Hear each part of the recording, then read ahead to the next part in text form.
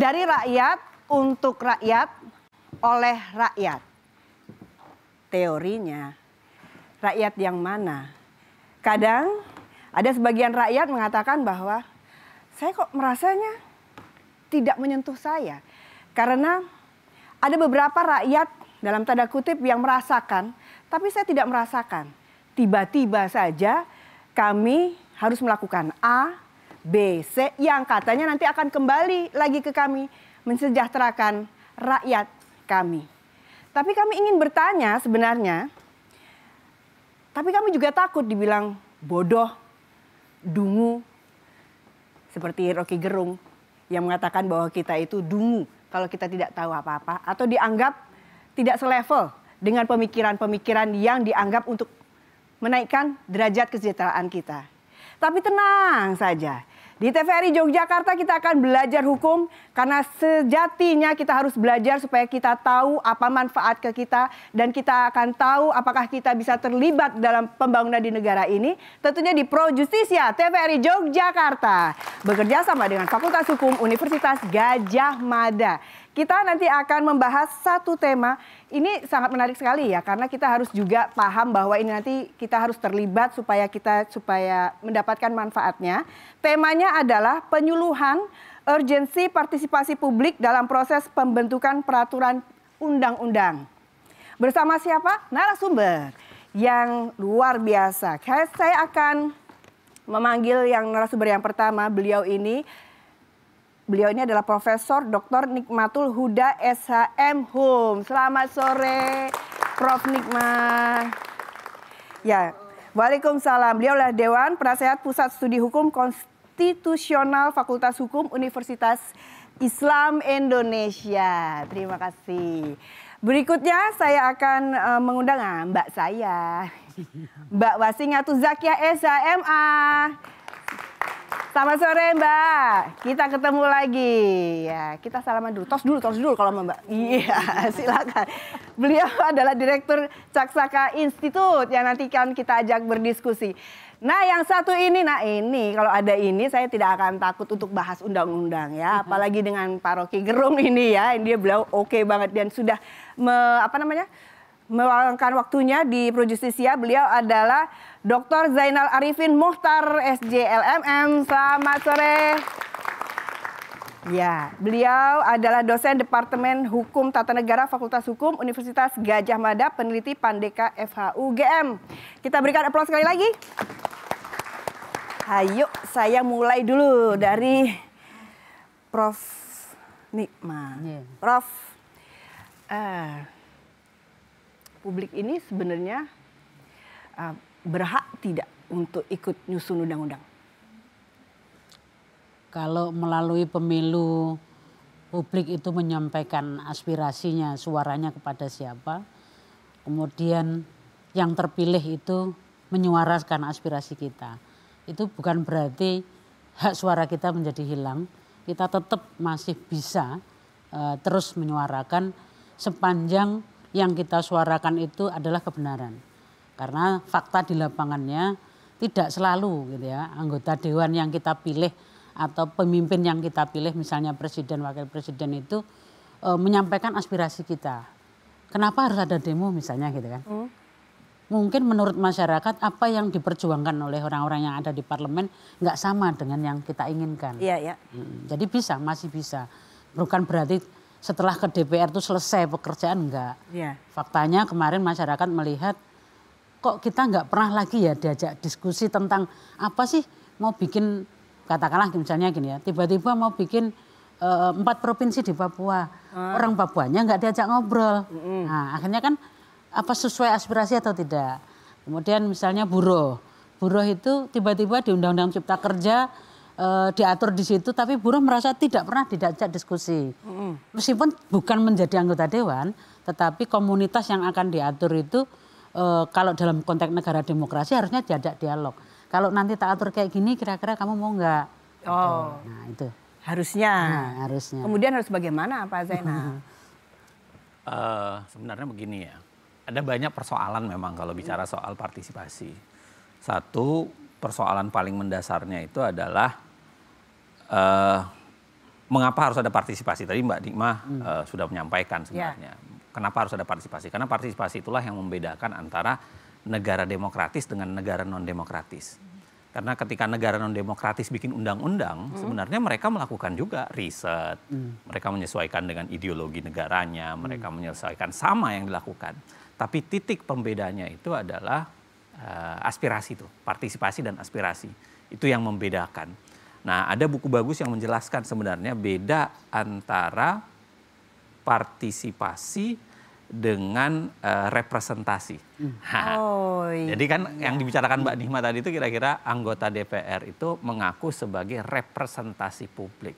Tapi representasi tidak berarti sama dengan partisipasi. Representasi itu adalah cara dia untuk mewakili publik, tetapi bukan berarti dia bisa membawa partisipasi secara keseluruhan. Nah, itu sebabnya partisipasi publik juga harus diambil, bukan hanya diambil oleh representator atau orang yang mewakili kita. Satu itu. Yang kedua, perdebatan besarnya memang adalah tentang siapa yang harus berpartisipasi. Negara atau konteks demokrasi mengatakan semua orang harusnya berpartisipasi, semua orang. Nah, semua orang ini biasanya dikecilkan skopnya, karena nggak mungkin semua orang, karena apalagi negara demokrasi yang besar. Misalnya putusan MK lalu bilang setidak-tidaknya orang yang berkaitan langsung dengan undang-undang itu. Nah, berkaitan langsung ini pun ada perdebatannya. Emang ada batasannya berkaitan langsung. Toh undang-undang kalau jadi kan berlaku umum buat semua, termasuk buat saya. Walaupun undang-undang koperasi, saya bukan orang yang ikut dalam kegiatan koperasi misalnya, tapi kan tetap saja undang-undang itu berlaku untuk saya. Jadi perdebatannya yang kedua itu. Yang ketiga itu adalah bagaimana caranya. Nah, cara yang biasanya ditempuh negara itu terlalu klasik. Kalau kita baca undang-undang pembentukan peraturan perundang-undangan, pasal 96-nya. Jadi dibayangkan itu caranya itu hanya ya rapat dengar pendapat umum. Orang dipanggil rapat menyampaikan sesuatu. Atau bisa dengan online sesekali. Tapi kan sebenarnya jangan dibayangkan seperti itu saja. Dunia ini kan udah makin canggih gitu. Aspirasi orang itu bisa didapat bukan hanya sekedar dari rapat dengar pendapat umum, tapi bisa didapat dari big data, bisa didapat dari banyak hal. Ya kan? Bisa didapat teman-teman mahasiswa di sini tahu mereka kecenderungannya ngeklik misalnya marketplace aja, itu kan sudah dibaca sebagai kecenderungan orang untuk pilihan. Nah, artinya kalau negara mau gaul dikit dengan model model yang lebih melek teknologi, sebenarnya menurut saya harusnya bisa mengagregasi cara-cara baru, bukan cara-cara klasik. Gaulnya lama berarti ini. Iya. Gaulnya nggak jauh, kira-kira gitu. Jadi harusnya bisa ngakses satu yang baru, misalnya bukan hanya sekedar rapat dengar pendapat umum. Yang keempat, bagaimana proses tahapan partisipasi sebenarnya.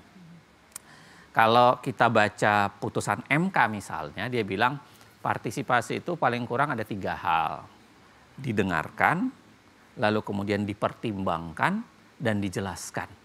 Nah, kalau kita mau idealnya, sebenarnya ini pun masih agak lemah sebenarnya. Masih agak lemah. Kalau ada banyak teori-teori soal partisipasi yang menjelaskan bahwa model didengarkan, dijelaskan, dipertimbangkan, itu sebenarnya masih model-model yang lebih bersifat, kalau istilahnya Sherry Arnsten itu bersifat gimmick. Karena harusnya menurut dia, yang namanya partisipasi itu adalah partnership.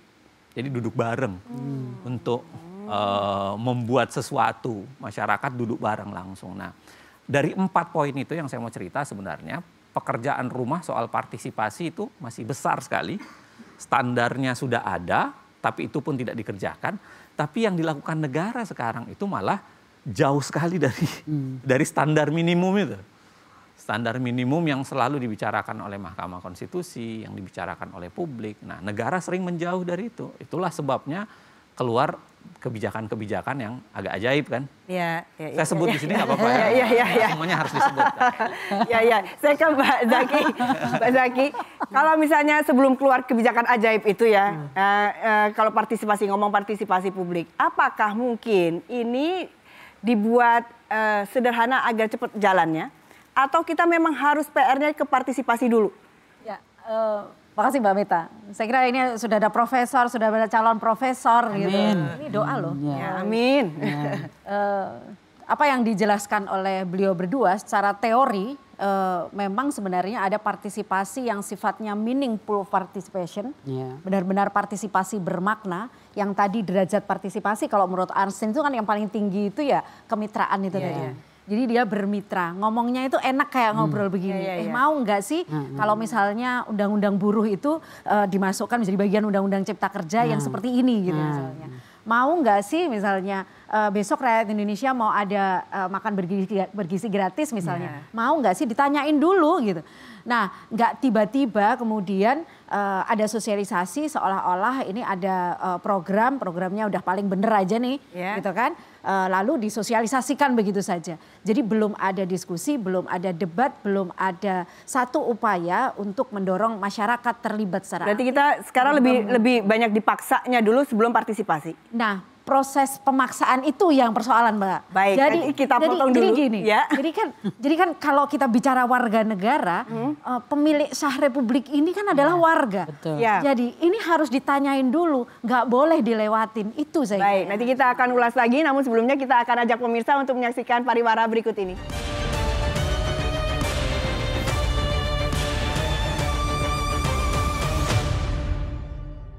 Tanah air ku tidak kulupakan, kan terkenang selama hidupku.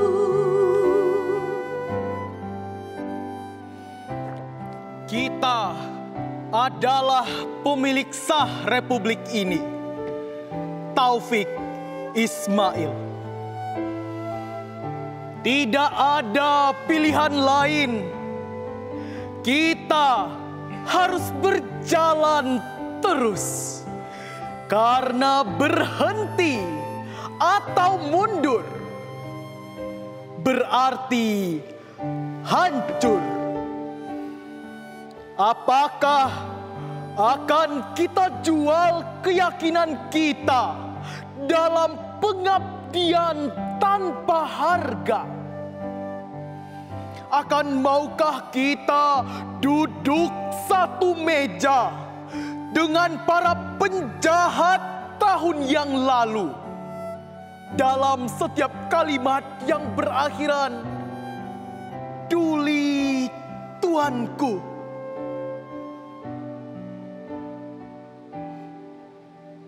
Walaupun banyak negeri ku jalani, yang masyhur bermain kata orang.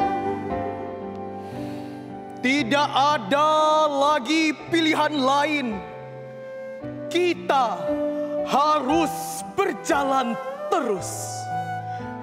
Kita adalah manusia bermata sayu yang di tepi jalan mengacungkan tangan untuk oplet dan bus yang penuh. Kita adalah berpuluh juta yang bertahun hidup sengsara, dipukul banjir, gunung api, kutuk dan hama. Dan bertanya-tanya, inikah yang namanya merdeka? Kita yang tidak punya kepentingan dengan 1000 slogan dan 1000 pengeras suara yang hampa suara. Tidak ada pilihan lain. Kita harus berjalan terus. Tanahku yang ku cintai,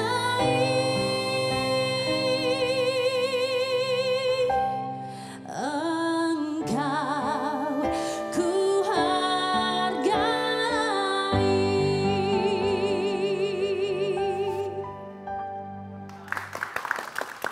kasih Anda masih bersama kami di Pro Justisia TVRI Yogyakarta. Nah, kalau tadi kita sudah mendengar ada monolog ya, mengatakan bahwa penjahat tahun lalu untuk duli tuanku, dan apakah kita harus berjalan tanpa ada apa-apanya, ikut saja.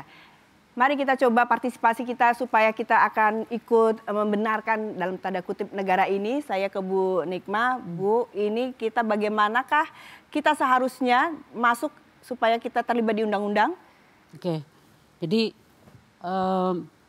katakanlah 10 tahun terakhir dalam pembentukan undang-undang, itu tadi Mas Zainal sudah mengatakan semakin menjauh dari partisipasi publik gitu ya. Jangankan public hearing gitu. Itu benar-benar nggak jalan gitu ya. Dan mereka sangat cepat sekali memproses pembentukan undang-undang. Itu sudah banyak penelitian dilakukan. Katakanlah begini, 3 provinsi di Papua sebelum menjadi 4, cuman 9 hari, terus kapan ngobrolnya tentang itu gitu kan. Itu kan hal yang mustahil, mengatur rakyat yang itu dibengkarkan provinsinya, waktu diskusinya nggak ada gitu. Jadi seolah-olah kalau kita ingat zaman eranya Orde Baru ya tinggal tukang stempel aja DPR itu apa maunya pemerintah. Yang itu ya nggak boleh gitu. Sekarang konteksnya sudah berbeda. Ini sekarang negara demokrasi yang rakyat harus ditanya. Oke, kita nggak ngomong tentang Papua. Ngomong undang-undang yang lain. Apakah komunitas yang akan terkena itu pernah diajak dialog nggak? Dan ternyata Mahkamah Konstitusi atas permintaan Partai Buruh ya untuk pengajuan judicial formilnya bisa dibuktikan kok ternyata, dan MK mengabulkan. Artinya dari sisi itu ada kelemahan gitu ya. Nah, ada kelemahan, maka ayo dong DPR kalau mau bikin undang-undang yang representatif setidaknya yang akan diatur itu diajak ngomong lah gitu kan. Atau kitanya berubah.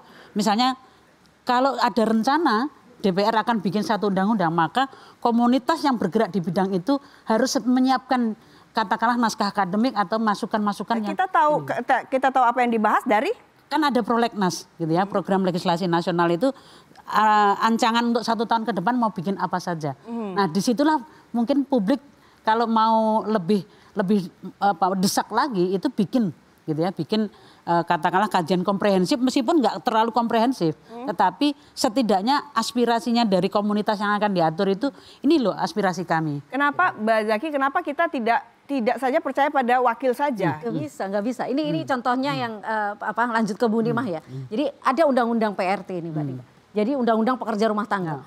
Sekian puluh tahun itu sudah diajukan ya.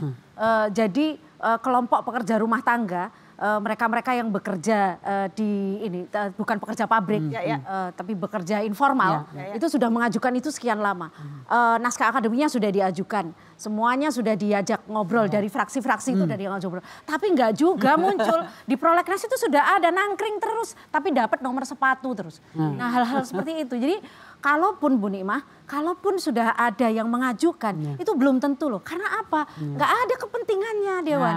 Nggak ada. Tapi kalau ini undang-undang soal rokok gitu misalnya. Woi cepet banget itu. Duit maksudnya nih. Baik, kita akan kembali dengan bahasan lainnya. Namun sebelumnya kami akan mengajak pemirsa terlebih dahulu menyaksikan visual yang akan mengantar kita ke tema kali ini supaya kita lebih paham lagi. Silakan. Partisipasi publik bukan hanya merupakan aspek etis dalam negara hukum, tetapi juga mandat konstitusional yang secara eksplisit tertuang dalam pasal 1 ayat 2 Undang-Undang Dasar Negara Republik Indonesia tahun 1945. Namun, praktik legislasi di Indonesia hingga hari ini masih memperlihatkan kecenderungan elitis dan eksklusif. Keterlibatan masyarakat dalam proses penyusunan regulasi seringkali sekedar bersifat simbolis, terbatas pada pemenuhan formalitas administratif tanpa substansif dan deliberatif yang mendalam. Hal ini menciptakan kesenjangan serius antara norma ideal dan realitas empiris, serta menimbulkan resiko delegitimasi terhadap produk hukum yang dihasilkan. Padahal, berdasarkan pasal 96 ayat 1 Undang-Undang Nomor 12 Tahun 2011, Junto Undang-Undang Nomor 13 Tahun 2022, masyarakat berhak memberikan masukan secara lisan maupun tertulis dalam setiap tahapan penyusunan peraturan perundang-undangan. Pelaksanaan partisipasi publik ini masih jauh dari harapan. Studi Lembaga Ilmu Pengetahuan Indonesia pada tahun 2020 menunjukkan bahwa hanya 18% dari total proses legislasi yang disertai dengan konsultasi publik yang bermakna. Hal ini menjadi ancaman laten bagi kelangsungan sistem hukum yang demokratis dan responsif. Di antaranya membuka ruang bagi dominasi elit yang mengarahkan substansi hukum berdasarkan kepentingan kelompok, menyebabkan lahirnya produk hukum yang tidak didasarkan pada kebutuhan masyarakat, penolakan dan ketidakpatuhan terhadap produk hukum yang dilahirkan, dan berimplikasi pada penurunan kepercayaan masyarakat terhadap hukum dan institusi negara. Salah satu contoh akibat dari minimnya partisipasi publik dalam proses pembentukan kebijakan adalah kasus keracunan siswa di berbagai daerah. Dampak kegagalan kebijakan program akan bergizi. Kejadian ini terjadi karena kurangnya pengawasan yang ketat terhadap penyediaan makanan serta minimnya partisipasi publik dalam proses perencanaan dan pemilihan penyedia makanan.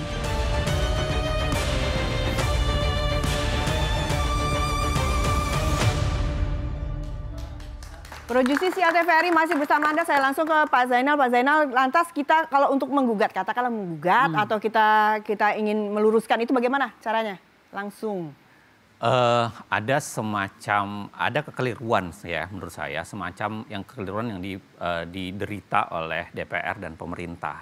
Karena begini, selalu dia bertindak semaunya saja dalam pembentukan peraturan perundang-undangan, lalu kemudian dia katakan di ujungnya, kalau Anda nggak setuju silahkan ke Mahkamah Konstitusi. Kenapa Pak Zainal mengatakan itu kekeliruan? Kan mereka juga ada beberapa dari representatif partai-partai, bukan?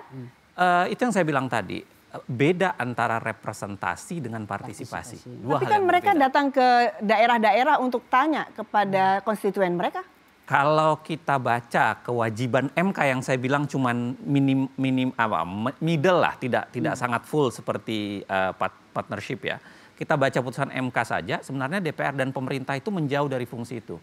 Tadi pasal 96 yang ditayangkan, itu kan tidak mencakup 3 hal yang diputuskan oleh MK. MK kan bilang didengarkan, dijelaskan, dan dipertimbangkan. Kalau kita baca pasal 96 itu, khususnya ayat 8-nya, itu mengatakan DPR bukan wajib untuk mempertimbangkan, wajib untuk menjelaskan, tapi dikatakan DPR dapat. Tentu 2 hal yang berbeda tuh. Kalau MK mengatakan itu harus dilakukan, tapi di aturan yang dibuat pasca putusan MK itu mengatakan DPR dapat. Dapat itu kan tidak imperatif, dapat itu opsional, bisa ya, bisa tidak. Nah dari sisi itu saja menurut saya udah ada curangnya ketika menyiasati putusan Mahkamah Konstitusi. Nah yang kedua saya mau bilang bahwa ketika melakukan partisipasi, mereka nggak membuka ruang. Kan tadi pertanyaannya menarik tuh. Sebenarnya bagaimana untuk partisipasi di negara demokrasi yang sudah makin kompleks? Apa kewajiban negara dalam prinsip demokrasi itu membuka ruang. Itu sebabnya sering dikatakan sebagai demokrasi yang deliberatif. Maknanya apa? Kewajiban negara itu buka ruang sebesar-besarnya. Jadi kewajiban negara itu bukan hanya nunggu buka rapat dengar pendapat umum, bukan. Tapi dia kewajibannya membuka ruang sebesar-besarnya. Ruangnya seperti apa? Ruang publik ini kan sudah ada hotline segala macam itu juga tidak dikatakan ruang. Satu, iya mungkin bisa jadi ada, tapi kemampuan absorpsinya tinggi apa tidak? Pernah nggak diperbincangkan bahwa misalnya berdasarkan masukan dari online, ada misalnya nih ya, ada 100 masukan dari online, kami bacakan masukannya, lalu kami pertimbangkan, lalu kami jelaskan kami mau pakai. Itu kan tidak pernah dilakukan. Baik. Lagi pula pasal 96-nya udah dalam tanda kutip curang itu. Nah saya balik ke yang tadi ya, soal ketika dia tidak melakukan itu, lalu dia mengatakan bahwa silahkan ke Mahkamah Konstitusi saja. Nanti Mahkamah Konstitusi yang akan menyaringnya. Itu menghilangkan kewajiban negara untuk membuat undang-undang secara baik, lalu meletakkan Mahkamah Konstitusi sebagai keranjang sampah. Silahkan ke MK saja gitu. Nah itu yang nggak pas menurut saya. Baik, nanti kita akan bahas lagi. Aduh kompleks ya pemirsa. Ini penonton di studio ada yang ingin bertanya pada narasumber. Baik, kita akan mengajak para penonton hadir. Ya silakan. Belum lagi hakim. Kita agak mempercepat karena ini menarik sekali. Agak ke atas dengan nama? Sofi Ayu Anggraini. Mbak Safia, silakan mau bertanya dengan? Prof. Nikmatul Huda. Prof. Nikma. Baik, terima kasih sebelumnya atas kesempatannya. Perkenalkan lagi, saya Sofi Ayu Anggraini, mahasiswa dari Magister Ilmu Hukum. Nah, saya ingin bertanya bahwasannya apa sih tantangan terbesar yang menghambat partisipasi publik dan bagaimana nih Bu, menurut pandangan Ibu, ada beberapa program yang dibuat pemerintah yang sekarang berdampak buruk akibat dari dampaknya kebijakan tanpa uji publik. Terima Mbak siapa kasih. namanya? Sofi. Mbak Sofi bikin saya deg-degan ya Mbak Sofi. Ya silakan duduk kembali. Iya. Bu Nikma nanti dijawab saya. Baik. Ada lagi silakan. Yuk kita percepat. Ya baik, terima kasih kesempatannya. Sebelumnya perkenalkan, saya mahasiswa Magister Hukum Bisnis dan Kenegaraan, klaster Kenegaraan UGM. Pertanyaan saya ke Pak Zainal Arifin Mukhtar terkait dengan partisipasi publik ini, Pak. Kira-kira tanggapan Bapak seperti apa? Karena ternyata ada beberapa kasus di mana pakar dari kampus-kampus itu diajak ketemu oleh pejabat negara dalam satu forum. Kemudian pertemuan itu didokumentasikan dan menjadi dasar akan adanya partisipasi publik seperti itu untuk membuat sebuah kebijakan. Baik. Ada lagi? Apakah ini bisa dianggap sebagai sebuah partisipasi tokenisme kalau dalam istilah Einstein, atau mungkin lebih buruk dari itu, ini menjadi bukti akan, ya kalau kata Bapak tadi, kecurangan dari pemerintah dan DPR. Terima kasih. Pernah lihat Pak Zainal diajak-ajak nggak foto? Belum. Semoga tidak. Ya lanjut, silakan. Baik, Mbak Zaki, dari Caksana, dari aktivis tentunya.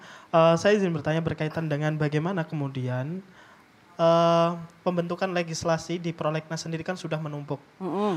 Saat ini DPR ibarat kata kejar tayang terhadap program-program legislasi. Ya. Di antara tuntutan masyarakat yang ingin segera menyelesaikan progres legislasi itu sendiri, ada tuntutan lain terhadap perlibatan partisipasi publik. Kadang legislasi sendiri memberikan alasan. Mereka menurut kami, tapi ingin memperribet bahasanya, harus melibatkan mereka. Ya maju kena mundur enggak gitu ya. Apakah itu dapat dibenarkan? Karena banyak pembelaan di ranah seperti itu agar terjadi pembenaran yang dianggap wajar oleh masyarakat. Gitu, luar biasa. Baik, kita langsung jawab, Prof. Makasih, Mbak Sofi.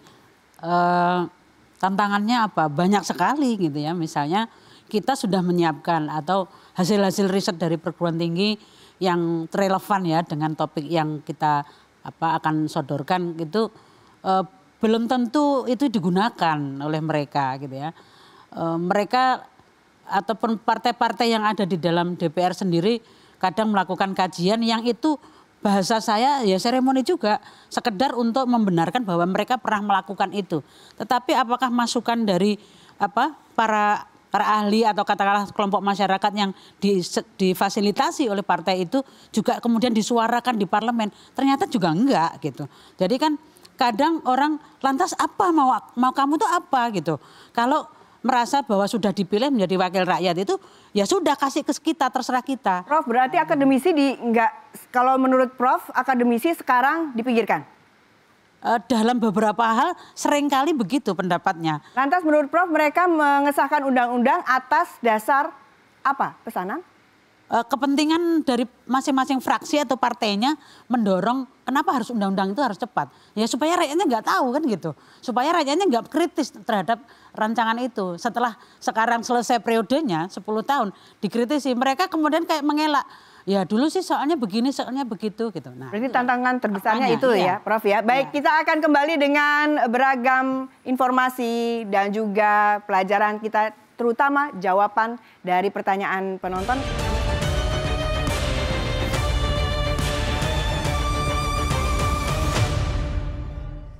Pro Justisia masih hadir bersama Anda dan juga Fakultas Hukum Universitas Gadjah Mada. Selanjutnya silakan.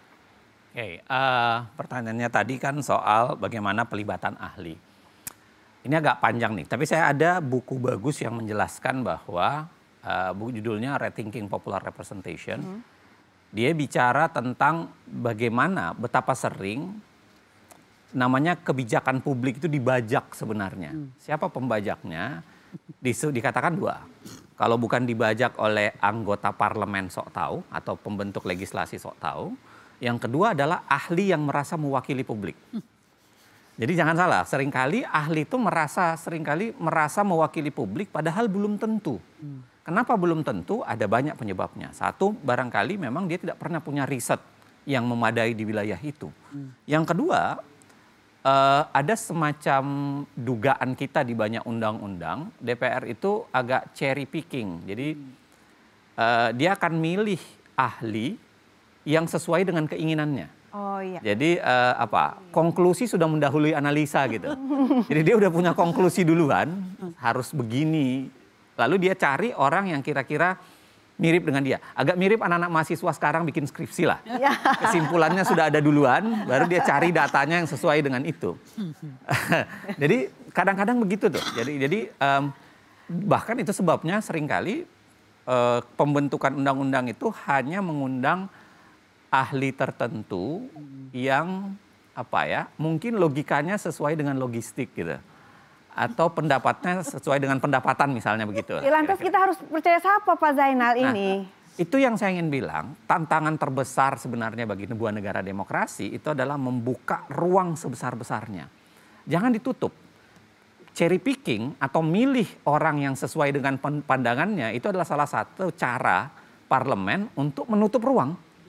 Kalau memilih berarti kan ini bukan seperti hitungan matematika dong Pak Zainal. A, 1 tambah 1 dengan 1. Tapi kan ini cocok dengan golongan ini cocok dengan golongan ini. Dalam banyak, kalau kita lihat ya misalnya dalam beberapa undang-undang, sebut saja misalnya undang-undang KPK, undang-undang TNI, ada banyak kejadian berulang di mana pihak yang dilibatkan itu adalah sudah di cherry picking. Hanya orang-orang tertentu. Yang diajak berkonsultasi itu hanya pihak-pihak tertentu. Orang yang diajak untuk berpartisipasi itu hanya bagian tertentu yang itu sudah pilihan secara politik. Siapa yang harus kita saya sampai bingung kan nanya siapa dan bagaimana kita harus buka ruangnya ini. Itu yang saya bilang tadi. Yang kita paksa adalah negara yang harus buka. Kalau negara kalau dalam Bu Nikmatul mengatakan 10 tahun biasa-biasa aja malah mundur.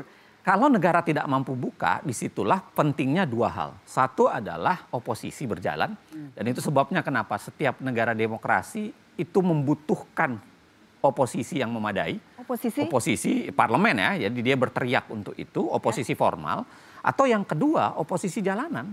Itulah pentingnya kenapa ada demonstrasi. Bukan sekedar demonstrasi, teman-teman mahasiswa harus turun ke jalan, harus menyiapkan permohonan ke Mahkamah Konstitusi untuk melakukan perlawanan, membuat draft tandingan, memberikan masukan secara langsung, membuat petisi. Nah itu pentingnya demokrasi bekerja. Jadi ada semacam katup-katup pengamannya. Kalau negaranya nggak mau buka, maka harus dibuka paksa oleh kita semuanya. Baik. Oleh oposisi, oleh teman-teman mahasiswa khususnya. Pembahasan kali ini bikin keringat dingin saya ya. Ini ternyata. Baik, Bu Zaki silakan. Oke, kira-kira gini kan pertanyaannya, kalau DPR itu penuh jadwalnya, sekian banyak legislasi harus diselesaikan, Mas Dimas tadi, gimana ini kemampuannya? Jangan-jangan dia hanya ketok karena memang mengikuti apa yang ada gitu kan. Untuk membuktikan DPR-nya nafsu kuda tenaga ayam. Aduh, nafsu besar tenaga kurang. Jadi jangan sampai kemudian itu terjadi. Jadi kejar tayang ini juga jadi tidak baik gitu. Ketika kemudian prosedur itu dilewati tidak sesuai dengan apa yang sebenarnya diharapkan oleh. Berarti nggak masuk target kalau nggak kejar tayang. Nanti dikira pekerjaannya jelek. Banyak yang nggak masuk target. Kita ini sudah keluar semua. Jadi coba bayangkan, ini kan ada 3 fungsi Dewan. Fungsinya nggak ada legislasi saja. Ada fungsi pengawasan. Mana ada sekarang yang diawasi. Jadi ada program-program jalan ya jalan begitu saja. Apalagi semua masuk dalam satu koalisi. Mana ada. Kemudian fungsi anggaran, fungsi budgeting sudah. Mau berapa yang diketok? Oke, ketok saja gitu, selesai gitu kan. Tidak mempertimbangkan apakah itu menjadi kebutuhan warga atau tidak. Baik, nanti kita lanjutkan karena masih ada yang bertanya. Ya silakan. Episode ini ada lagunya. Merinding bulu romaku. Ya, silakan. Dekat saya. Baik. Terima kasih sebelumnya. Perkenalkan, nama saya Laila Alvina dari Fakultas Hukum UGM. Saya ingin mengajukan pertanyaan kepada Prof. Nikmah. Di fenomena beberapa waktu ini, Prof, kita melihat banyak masyarakat, terutama anak-anak muda, itu semakin kritis akan produk-produk legislasi yang dihasilkan oleh DPR, baik lewat demonstrasi secara langsung di jalanan maupun lewat sosial media. Lalu yang sebenarnya saya ingin tanyakan, Prof, untuk orang-orang yang belum tahu lebih jauh mengenai hukum ini, bagaimana sih sebenarnya produk perundang-undangan yang sebenarnya itu sangat meaningful participation atau produk undang-undang yang ideal seperti apakah agar partisipasi orang-orang yang dikatakan belum mengerti hukum atau lebih mengerti tentang objek yang akan diundangkan ini bisa masuk ke situ. Baik, dengan siapa tadi? Laila. Oh, Mbak Laila, mahasiswa juga ada pesanan nggak ini tentang undang-undang? Ada tentunya. Oh, baiklah. Ya, silakan. Ya, ada lagi, satu lagi. Ya, silakan. Di sebelah saya, Mas ya. Ya. Assalamualaikum warahmatullahi wabarakatuh. Waalaikumsalam. Terima kasih kesempatannya untuk bertanya. Perkenalkan, saya Aditya. Saya dari masyarakat sipil. Saya mau bertanya ke Mas Uceng, ke Pak Zainal. Sebenarnya pertanyaan saya singkat. Apa pesan dari Pak Zainal itu kepada masyarakat nih terkait isu partisipasi publik ini? Sehingga masyarakat tahu apa yang harus dilakukan tuh. Sebenarnya masyarakat sudah banyak melakukan tuh. Salah satunya telah disebut sama Mas Uceng itu bahwa kami sudah turun ke jalan dan sebagainya.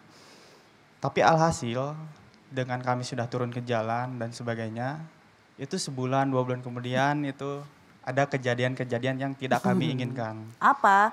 Penangkapan, kriminalisasi dan sebagainya. Mungkin kenapa saya tanya apa tadi? Ada salah satu mahasiswa dari kampusnya Prof gitu kan. Gitu. Dan dari berbagai kota sudah ratusan dan itu. Baik. Mungkin itu pertanyaan saya. Terima kasih. Ya, silakan kembali. Ada lagi sudah ya? 2 saja? Baik. Ya. Prof Nikmat, silakan. Ya. Harus bagaimana gitu ya Mbak Laila tadi itu. Persoalannya itu apakah sejak awal begitu prolegnas DPR sebenarnya sudah punya ancangan belum ketika menyebut jangan-jangan prolegnas itu hanya daftar keinginan. Karena faktanya diprogramkan 37 yang jadi cuma 7 gitu. Enggak pernah mencapai target, enggak pernah gitu kan. Dan paling itu revisi RUU APBN, hasil ratifikasi perjanjian yang itu aja gitu. Jadi bukan produk baru yang gitu kan benar-benar melalui proses panjang. Saya contohkan misalnya, coba DIY. Kenapa bikin undang-undang keistimewaan DIY butuh waktu belasan tahun? Kan karena apa? Karena ingin terus mengajak rakyat Yogyakarta, apa kayak gini yang kau mau, apa yang kayak gini yang kau mau. Sementara presidennya nggak mau. Presiden waktu itu mintanya seperti model kayak di Inggris. Ada eksekutifnya tetap melalui pilkada, tetapi raja mempunyai posisi yang dibuatkan mahkota ya untuk bertemu dua ini. Tapi kan rakyat Jogja nggak mau kayak gitu. Rakyat Jogja maunya ya gubernurnya itu dari sultannya, wakilnya ya dari pakualamnya. Gitu. Terus apalagi yang mau diatur? Berarti dalam satu produk undang-undang itu harusnya lama pembahasannya? Karena memang harus dikomunikasikan, itu resikonya demokrasi begitu. Gitu ya. Kalau mau cepat berarti tidak pernah ngajak ngobrol sama rakyatnya. Gitu. Nah, sehingga kenapa kok nggak ditolak oleh masyarakat? Kenapa yang mengajukan judicial review undang-undang keistimewaan DIY bukan rakyat Jogja, tetapi orang lain? Bu Nikma, nanti kalau kayak gini nanti bisa dikesimpulkan bahwa undang-undang kita yang sudah ada ini nggak bagus loh Bu? Nggak, malah justru berarti masyarakat kan nggak komplain dengan undang-undang itu, gitu kan? Dia menginginkan bahwa Jogja ya maunya penetapan, bukan dengan pilkada. Bukan, yang undang-undang yang sudah ada, yang sudah berjalan ini yang katanya kurang partisipasi rakyat, berarti kurang baik semua berarti undang-undang. Faktanya begitu gitu ya. Coba misalnya, kenapa undang-undang IKN dibuat hanya untuk 1 tahun? 1 tahun undang-undang IKN dibuat kemudian ditarik, direvisi lagi, nggak laku kok gitu. Direvisi lagi undang-undangnya, sekarang itu sudah hasil revisi. Baru setahun loh, coba bayangin. Berapa energi yang habis, duit keluar untuk membuat satu undang-undang yang ternyata hanya 1 tahun. Nah kan sayang gitu. Baik. Itu kok apa imbasnya ya kalau lahir undang-undang yang ternyata faktanya jelek gitu. Mbak Zaki silakan. Ya, kondisi seperti ini saya kira partisipasi yang kemudian memang harus dimaknai ulang. Kita nggak bisa kemudian membiarkan seperti tadi. Kalau partisipasinya hanya klasik seperti yang ada sekarang, undang dan lain-lain itu nggak bisa. Maka kan kemudian ada referendum, itu kan cara-cara yang udah digunakan. Jadi kalau mau turun ke jalan itu silakan saja. Artinya turun ke jalan dan lain-lain itu bagaimana kemudian itu diwadahi menjadi sebuah konklusi yang memungkinkan untuk ditangkap sebagai satu aspirasi rakyat. Jadi tidak hanya mereka harus datang ke prakteknya, contoh prakteknya yang nyata. Prakteknya nggak bisa. Prakteknya apa yang ada di lapangan gitu. Kalaupun kemudian Anda bersuara di lapangan, sekarang berapa banyak ibu-ibu yang sudah turun ke lapangan gitu untuk satu isu yang hari ini sedang naik daun soal makan bergizi gratis misalnya. Berapa banyak perempuan, berapa banyak ibu-ibu yang merasa resah, mereka marah gitu. Tapi yang nggak diterima, berapa banyak sekolah-sekolah yang nggak mau datang. Demo biasa, demo aman, tidak berpengaruh. Ini yang kemudian harus ada makin banyak saluran-saluran lagi yang memang harus dibuka. Baik, kita akan jabarkan lagi jawaban-jawaban dari narasumber setelah pariwara berikut ini.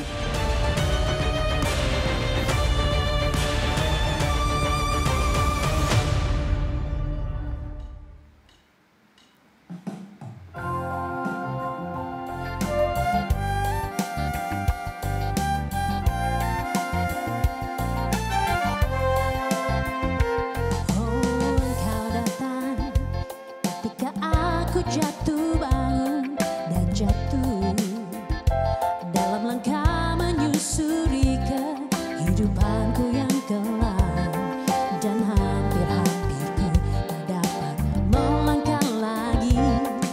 Dirimu hadir bagaikan sinar menerangi jalanku, tunjukkan arah mana yang kini harus ku tempuh agar diriku tak sesat lagi seperti dulu.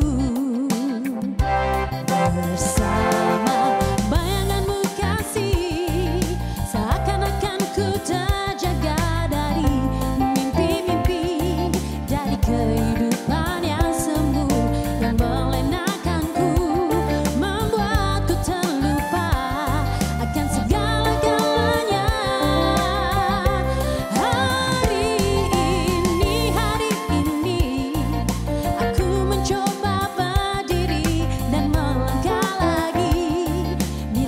Sinar mentari pasti kan bersinar lagi. Aku kan menuju cita-cita yang pasti.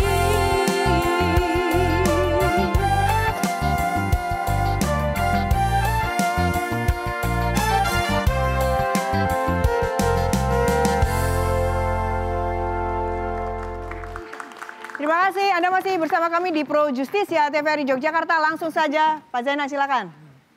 Iya, tadi ini saya ingin mengatakan bahwa memang tema kali ini itu silahkan panas dingin lah. Iya. Sekedar menunjukkan bahwa Indonesia memang tidak sedang baik-baik saja. Panas dingin ini, aduh. Yang begini, saya mau bilang, menurut saya yang pertama kali harus diperbaiki memang adalah fantasi kita bernegara. Dugaan saya jangan-jangan negara fantasinya itu tidak sama melihat siapa pemilik kedaulatan. Dalam konteks republik, pemilik kedaulatan itu adalah publik. Negara itu harus bekerja untuk res publika, demi kepentingan publik. Nah di level itu saya kira fantasi negara nggak sama. Negara masih sering berpikirnya dia adalah pemilik kekuasaan, dia adalah penguasa, amtenar, dia bisa melakukan apapun, rakyat itu adalah hamba sahaya yang tinggal menjalankan apa yang diinginkan negara. Nah, iya itu tadi. Jadi menurut saya ada fantasi yang berbeda dalam konteks demokrasi, republik dengan bagaimana fantasi negara berpikir. Yang kedua adalah ada juga perbedaan di mana kita menyampaikan sesuatu itu harusnya diberikan kebebasan. Bukan diancam dengan terali besi, bukan diancam dengan penjara. Nah di level kemarin saya lihat, apakah memang ada yang melakukan pengerusakan? Ada. Tapi problemnya adalah siapa? Artinya begini, tagihan pada negara adalah nangkap yang ngerusak. Bukan nangkap mahasiswanya.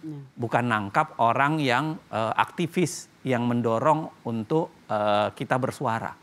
Kan kalau laporan banyak majalah, ada laporan investigatif, misalnya Tempo, itu memperlihatkan ada yang bergerak itu, ada yang berhoodie putih, bergerak untuk melakukan sesuatu, provokasi dan lain sebagainya.